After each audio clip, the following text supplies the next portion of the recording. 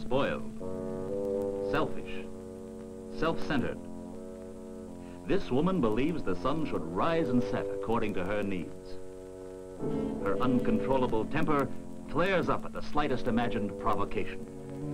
Heartless, scheming, always ready to attack the unsuspecting male. Her weapons are her looks, her personality, her youth. Deadly, mortal weapons which never cease to fascinate her. She spends most of her time and thought keeping in fighting trim. Her vanity is beyond belief. This is the only person in the world she really loves. Everyone else is either an admirer or a slave. She's a megalomaniac. She's a gold digger. Or so she seems to her husband, Frank Carson, who is a tyrant of medieval mold. Power-hungry, domineering, dominating, he lusts for control of other people, forever seeking subjects to his stubborn, iron will. He's arrogant, cocksure, the world's foremost authority on everything, from driving a car to starting a fire, from playing a bridge hand to cooking a steak. At the office all day, according to him, he's a tiger. At home, he must play the royal lion, subjugating one and all to his inspired rule. There is no way but his way. Everything he disagrees with must be changed. No one else can ever be right. Or so it seems to his wife, Honey Carson. Gold digger. All I'm trying to do is make the house livable. Make myself look human. Make the meals eatable with that little bit of money we have. He must think I can run the house and dress myself for nothing per month. That's what he'd like anyway. He must be crazy. How does he even dare mention money around me? He knows I haven't a thing to wear. I had most of these dresses before we got married.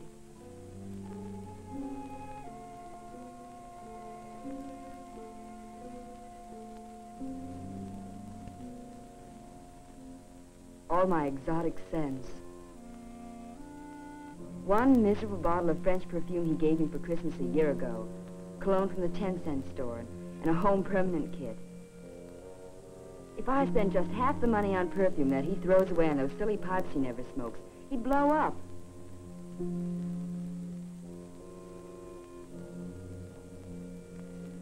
And here's my collection of imported domestic footwear. Those pumps I bought 3 years ago for that weekend at the university. This pair has been resold twice.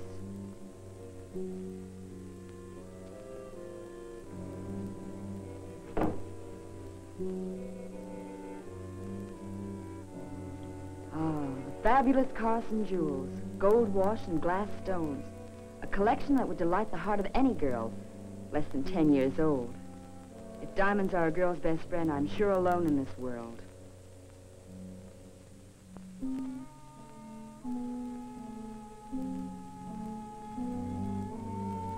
Power mad, she calls me. She's so wrong, it's funny. I'm just a slave around here. Work all day earning the money to keep things going and bring it back so she can spend it. We do what she wants to do, see who she wants to see, buy what she wants to buy. I haven't been out for an evening of poker with the boys in 16 months.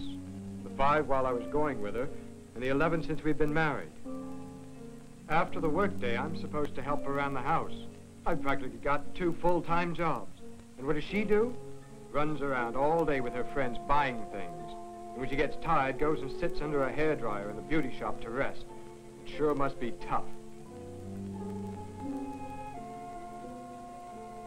Every single piece of this furniture is something she picked out. She liked. She saw in a magazine. She wanted. She. So of course there isn't a decent chair in the house I can read in, or a lamp a man can see the time by. Well, I've had enough. It's time I started doing what I want. There, that'll fix up her furniture.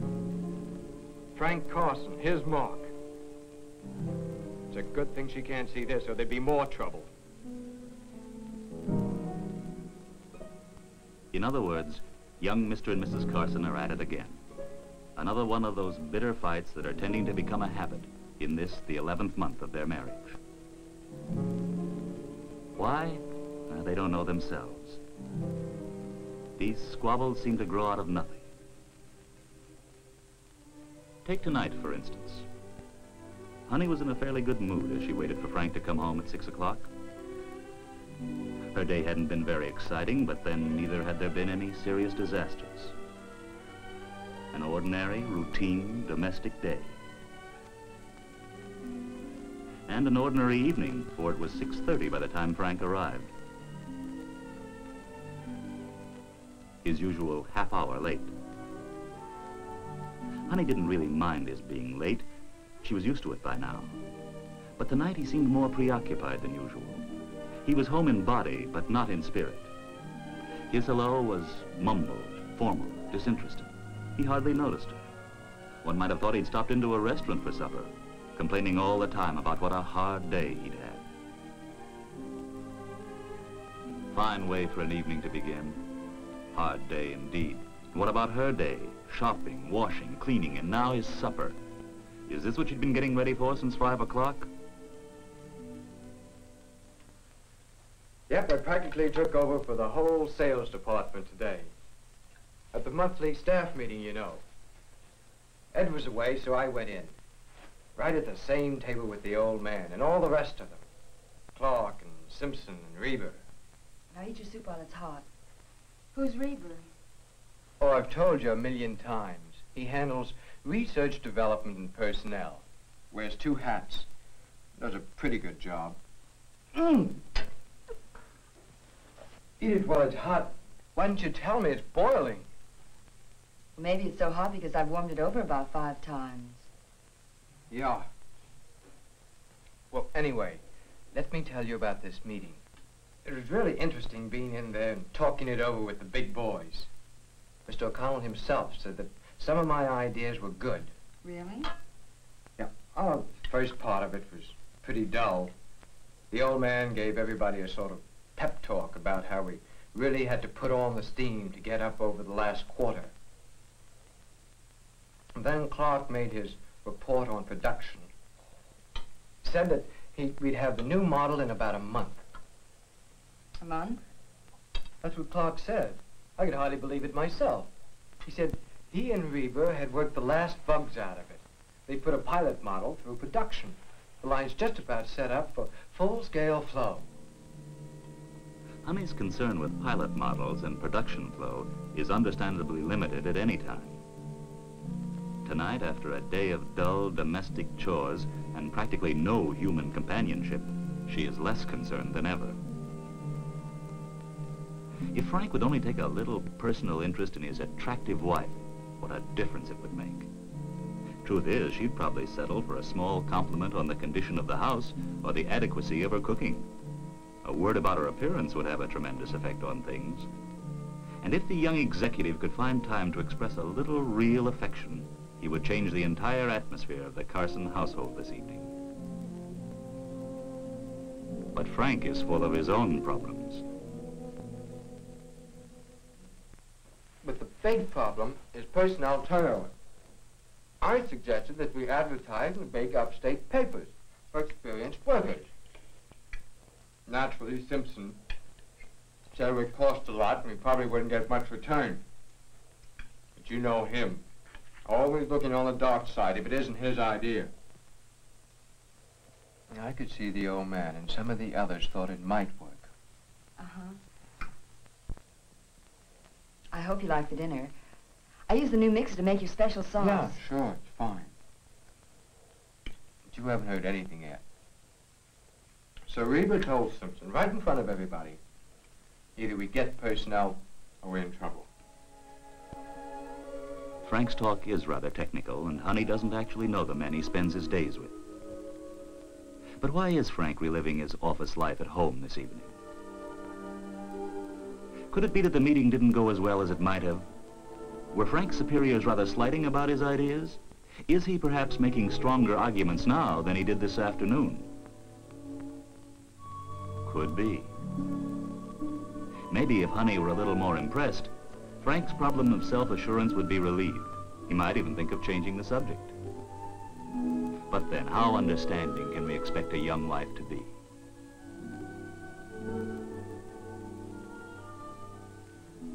You know how Simpson is. Always against everything.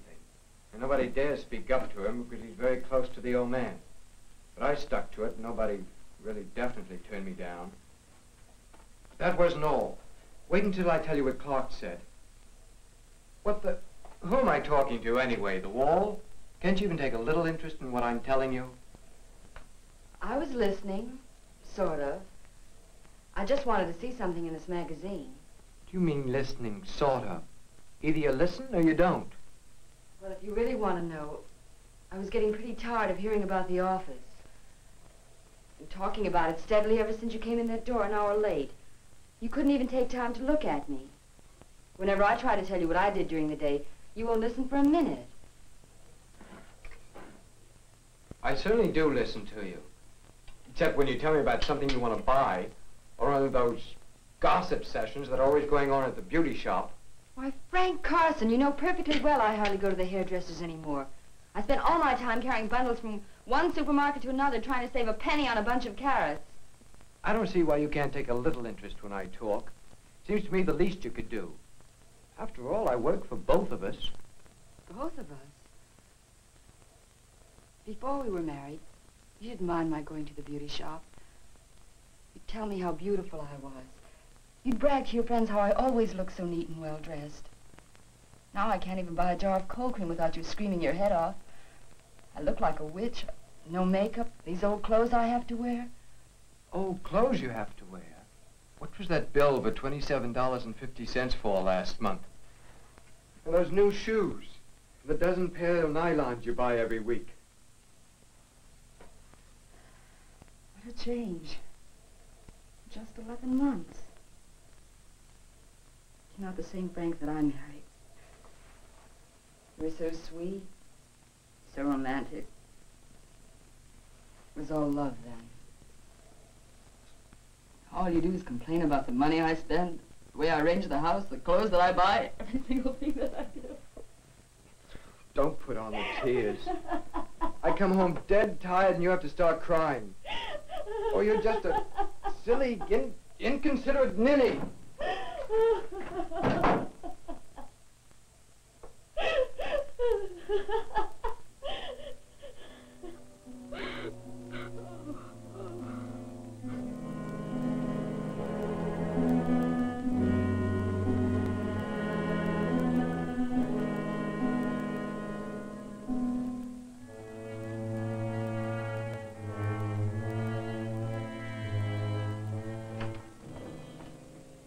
Isn't it possible for you to find some other place to hang out your wet clothes than in our one tiny bathroom? I'm sick and tired of living in a laundry. Well, that's too bad about you.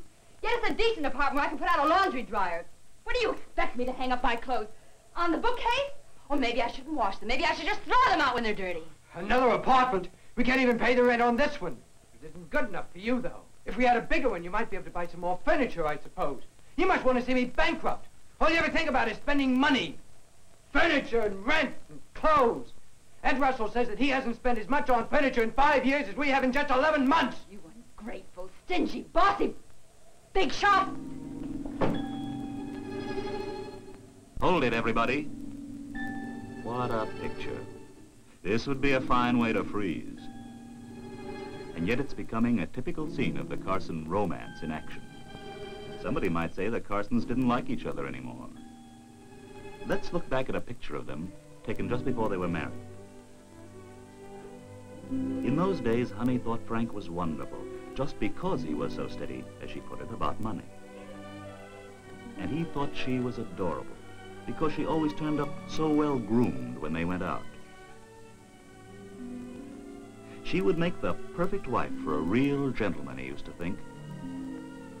A real lady.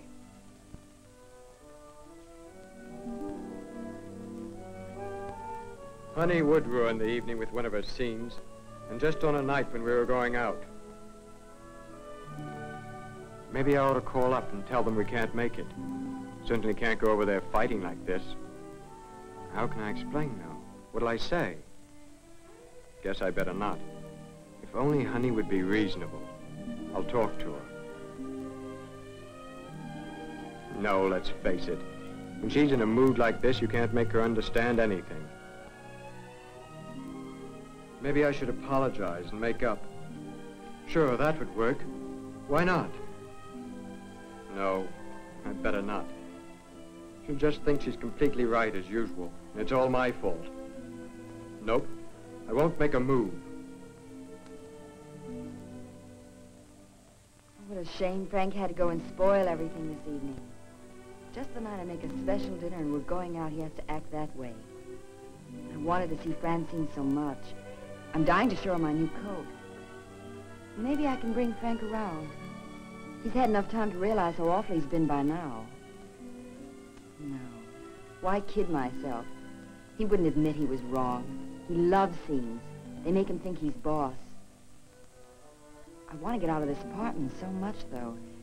Maybe I should just go in and say I'm sorry and make up. Yes, that's a good idea. But, darn it, if I do that, he'll just think he was completely right as usual. That I really am a gold digger. That I was all wrong. He'd love it. No, I won't. I can't. I won't budge. Should she? What do you think? Whose move is it? Which one of them is to blame for all this trouble? I can't tell because I know them both so well. Who am I? I'm an old friend. I'm the ring that she picked out and he paid for. Both their names are engraved on my side, separated by the word love.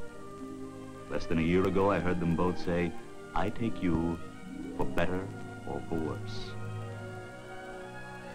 I've had a bad time tonight. Because I know that the Carsons are really swell people, both of them. I'd like to see them happier in their marriage. How can they break the vicious circle and rediscover the affection and respect they once felt for each other?